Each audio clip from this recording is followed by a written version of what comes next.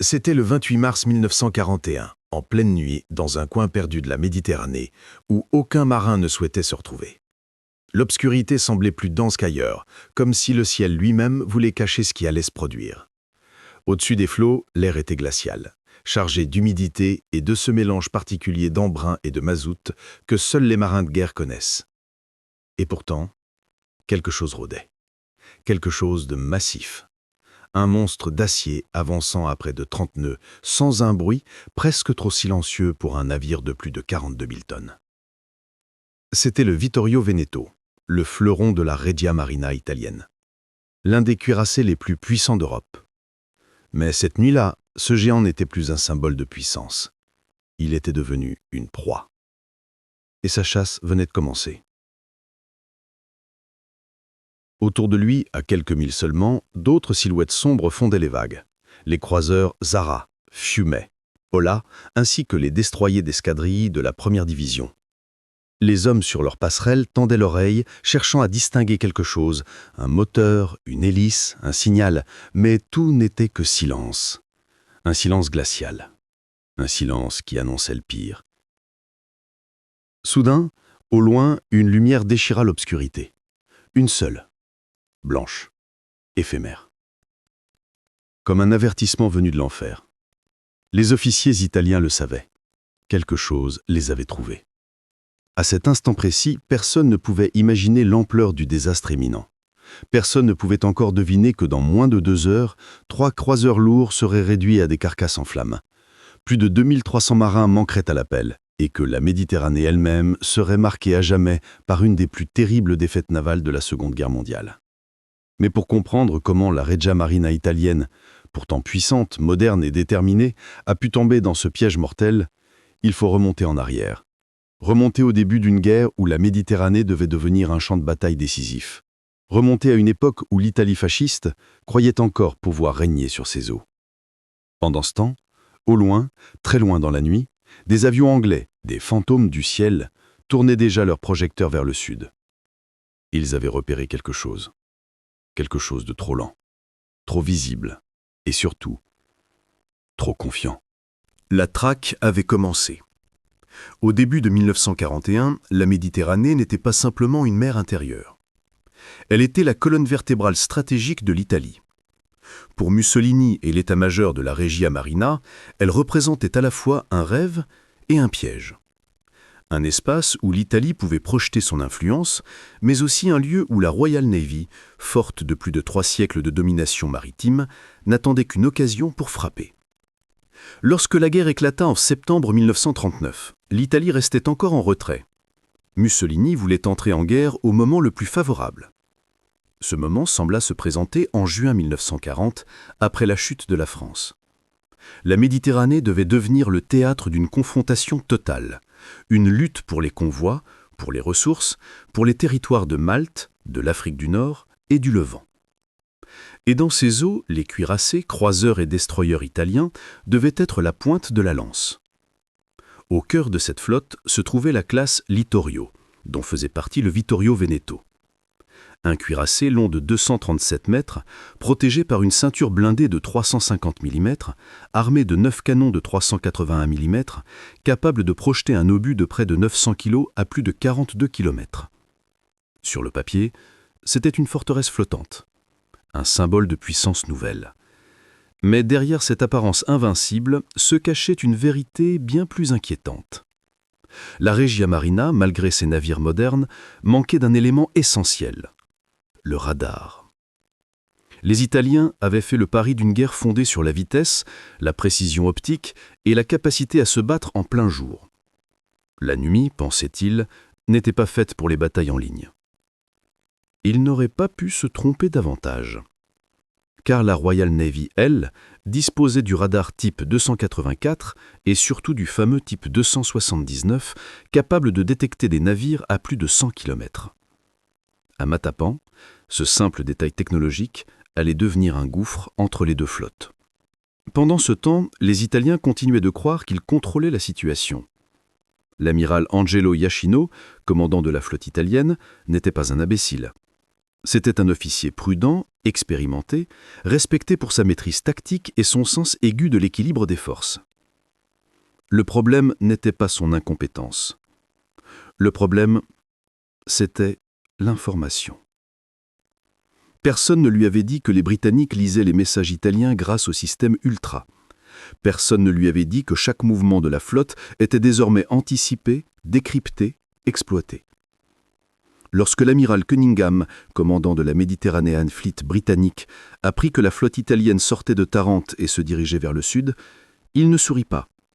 Il ordonna simplement ceci: « Nous les attendrons, et cette fois, nous frapperons en pleine nuit. » Dans ces mots résidait tout l'avantage britannique.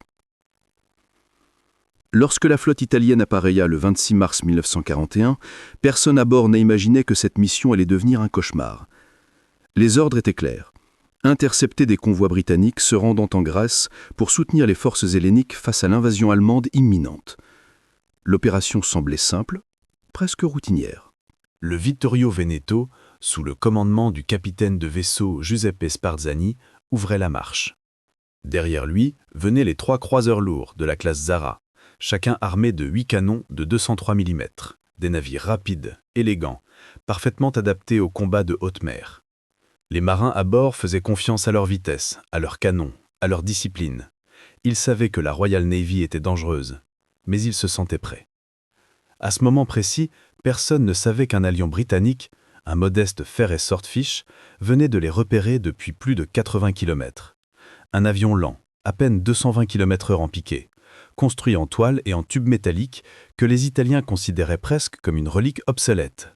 Pourtant, c'est cet avion, ce fantôme du ciel, qui venait de donner le signal d'alarme à la Royal Navy. Lorsque le rapport parvint à Cunningham, l'ordre fut immédiat. Le cuirassé Warspite, les croiseurs Orion, Ajax, Gloucester, ainsi que la 14e flottille de destroyers reçurent l'instruction de se préparer à une interception nocturne. Ce que Iachino ne savait pas, c'est que ses adversaires naviguaient dans la nuit comme des prédateurs. Leurs yeux étaient invisibles, leurs projecteurs éteints, leurs radars parfaitement silencieux. Et pendant ce temps, la flotte italienne avançait, aveugle. En fin d'après-midi, la situation bascula. Il était exactement 15h19 lorsque les observateurs du Vittorio Veneto repérèrent des éclats scintillant sur l'horizon sud-ouest. Ce n'étaient pas des navires, c'étaient des avions, une escadrille entière. Les Swordfish du porte-avions formidable arrivaient. Pour les Italiens, cela n'avait aucun sens. Aucun navire britannique n'aurait dû être aussi proche. Et pourtant, ils étaient là. Quelques minutes plus tard, les alarmes retentirent sur le Vittorio Veneto. Les marins couraient, les artilleurs prenaient position, les canons de 90 mm se dressaient vers le ciel, leurs tubes noirs contrastant avec la lumière du soleil couchant. Le grondement des moteurs Bristol Pegasus se fit entendre, un bruit grave, irrégulier, un bruit presque primitif, mais mortel. Lorsque les premiers torpilleurs britanniques piquèrent vers le cuirassé italien, la bataille de Matapan venait de commencer. Et à cet instant précis, personne ne savait encore que le pire était devant eux. Bien pire. Le 28 mars 1941, au moment où le soleil se couchait sur la mer Ionienne, la flotte italienne était toujours persuadée de contrôler la situation. Le Vittorio Veneto, majestueux, fendait les vagues, ses canons lourds inclinés vers le ciel comme pour saluer l'horizon. Les croiseurs Zara, Fiume et Pola suivaient de près, formant un dispositif serré et discipliné. Les destroyers plus agiles balayaient la zone, prêts à intercepter toute menace aérienne. Pourtant, derrière ce calme apparent, un engrenage invisible se mettait en marche. Chaque mouvement italien avait été anticipé par la Royal Navy grâce à Ultra. Chaque manœuvre, chaque signal, chaque choix tactique allait les mener vers un piège parfait. Quelques heures plus tard, exactement à 18h35, les Swordfish britanniques firent leur première percée. Les moteurs, pourtant modestes, produisaient un vrombissement régulier qui s'intensifiait à mesure qu'ils piquaient vers le Vittorio Veneto. Les torpilles étaient des Mark 12, chacune pesant 820 kg, avec une charge explosive de 300 kg de TNT et une portée de près de 5 km. Pour un navire blindé comme le cuirassé italien, ces torpilles pouvaient sembler anodines, mais leur attaque combinée et précise allait semer la panique. Le premier impact fut presque imperceptible. Un splash, un fracas sous d'eau sur la ligne de flottaison. Puis un deuxième. Les marins italiens, jusque-là confiants, virent l'eau éclaboucher la côte, comme si le monstre d'acier avait été blessé. Les alarmes retentirent immédiatement.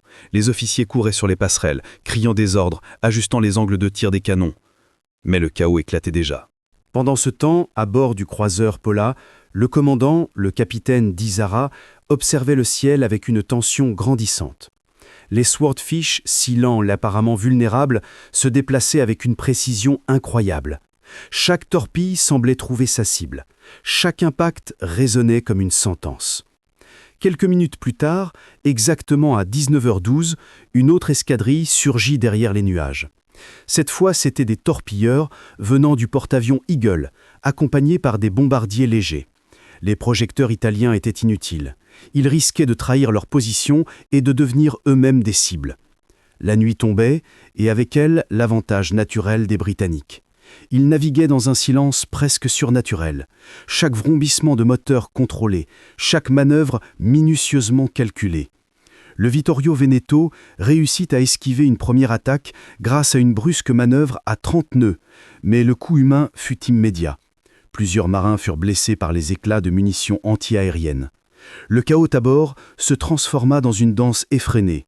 Canons de 90 mm pointés vers le ciel, torpilles larguées par les destroyers italiens en contre-attaque, signaux lumineux pour coordonner les mouvements. Mais chaque action, chaque décision se faisait sous une pression intense, sous la menace invisible de l'ennemi. À 19h45, l'amiral Iachino prit une décision qui allait sceller le destin de sa flotte.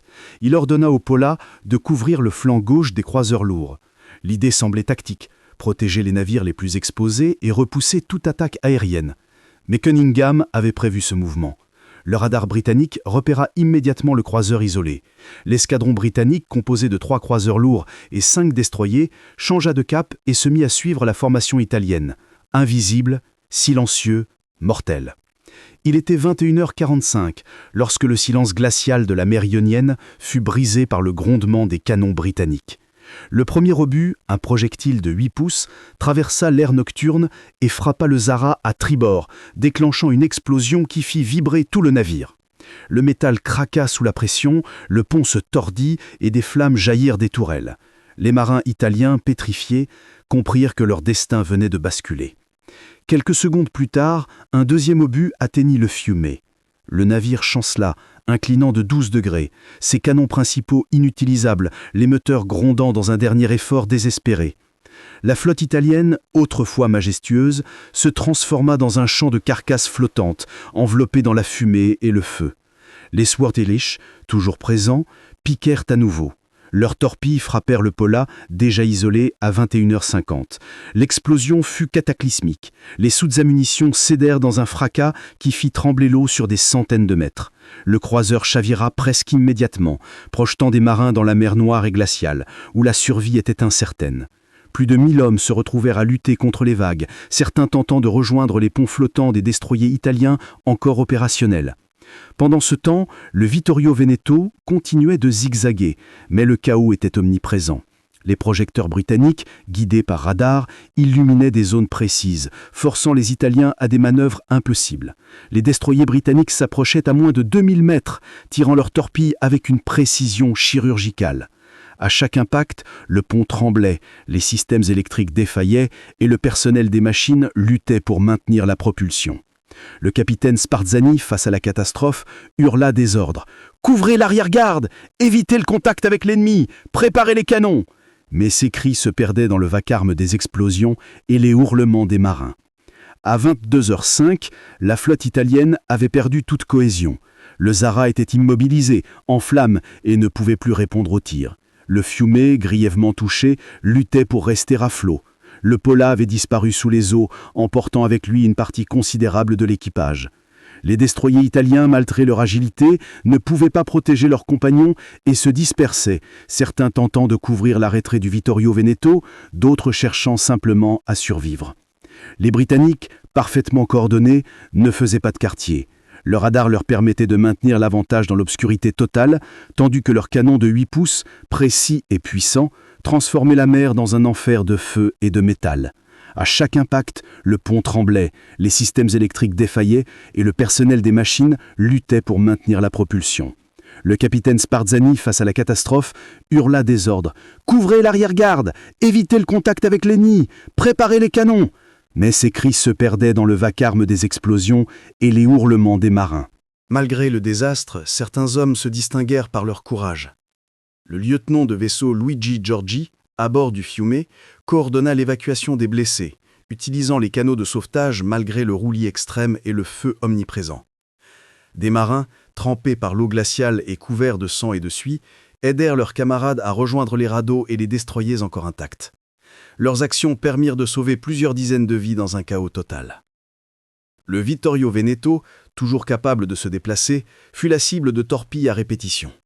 Les impacts provoquèrent des incendies dans les compartiments arrière, détruisant plusieurs chaudières. Le navire vibrait, grinçait, et chaque rotation des tourelles semblait sur le point de se bloquer sous la pression. Les marins travaillaient par pure détermination, ignorant la fatigue et la peur, sachant que la survie dépendait de chaque décision. À 22h30, la situation atteignit son paroxysme. Les croiseurs italiens étaient tous gravement endommagés ou coulés.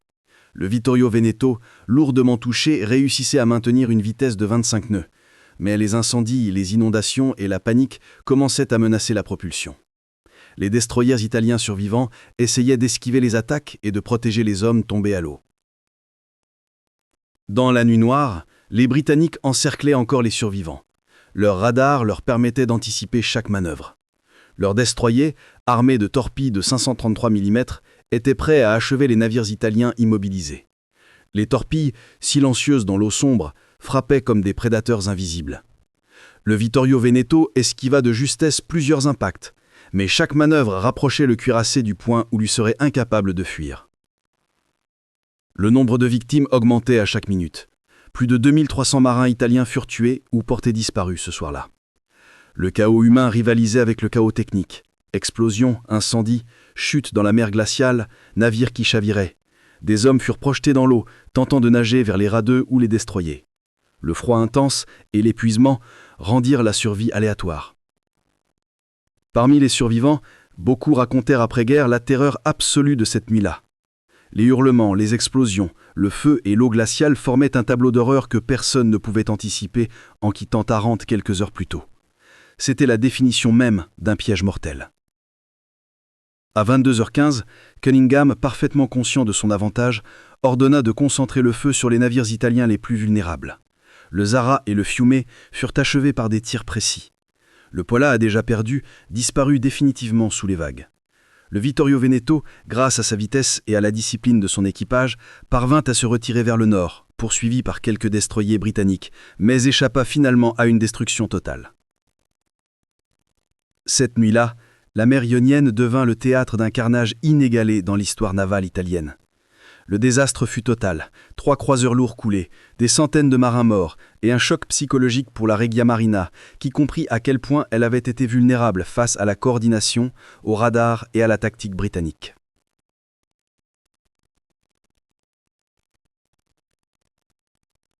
Pendant ce temps, à bord du Zara, le commandant essayait de garder le moral. Les canons principaux de 203 mm, capables de tirer à plus de 25 km, étaient inutiles contre les avions à faible altitude. Les canons secondaires, de 90 mm, tiraient frénétiquement mais manquaient de précision. Chaque tir manqué renforçait la tension. Pour les marins, chaque seconde pouvait être fatale. Le ciel s'assombrit. Les vagues devinrent plus hautes, atteignant 6 à 8 mètres par moment, balayant les ponts et rendant chaque manœuvre dangereuse.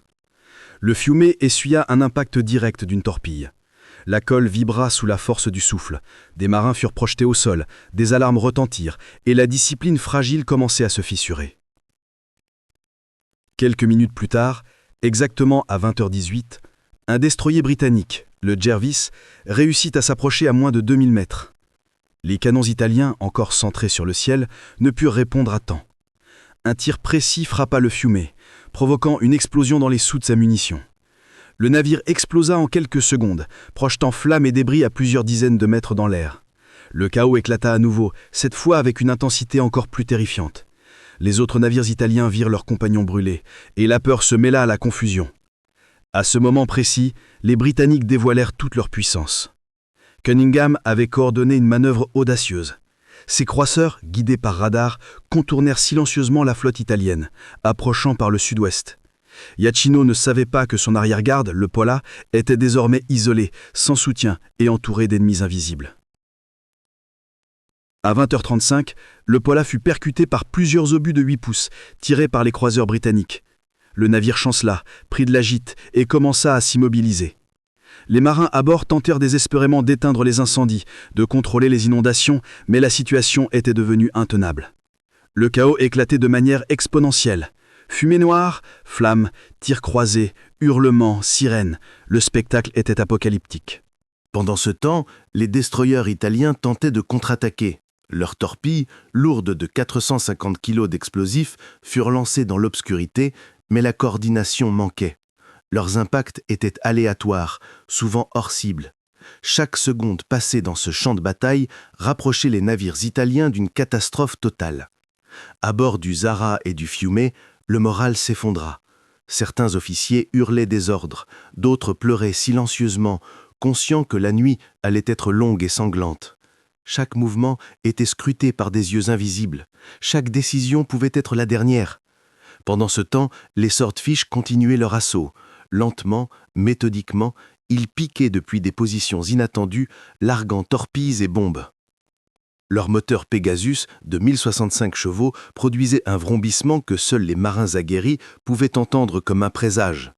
Les explosions sur la mer faisaient jaillir l'eau à plusieurs mètres, créant des éclats et des vagues supplémentaires qui rendaient la navigation presque impossible.